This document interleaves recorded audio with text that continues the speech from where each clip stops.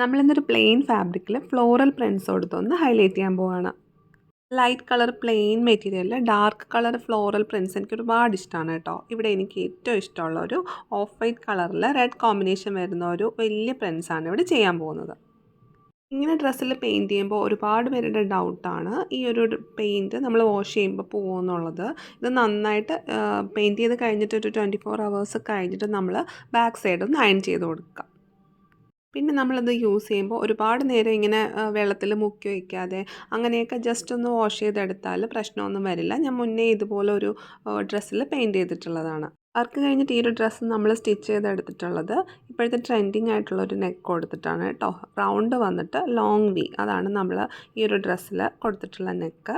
എന്നിട്ട് slit ടോപ്പായിട്ടാണ് stitch ചെയ്തിട്ടുള്ളത്. അപ്പോൾ ആർക്കെങ്കിലും ഇതിൻ്റെ ഒരു സ്റ്റിച്ചിങ് വീഡിയോ വേണം എന്നുണ്ടെങ്കിൽ ഒന്ന് കമൻറ്റ് ചെയ്താൽ മതി. ഇതൊരു ഫുൾ ട്യൂട്ടോറിയൽ നമ്മുടെ യൂട്യൂബ് ചാനലിൽ അപ്ലോഡ് ചെയ്യുന്നതായിരിക്കും. അപ്പോൾ നമ്മൾ ഫ്ലോറൽ പ്രിൻറ്റ് ചെയ്തെടുത്തിട്ടുണ്ട്.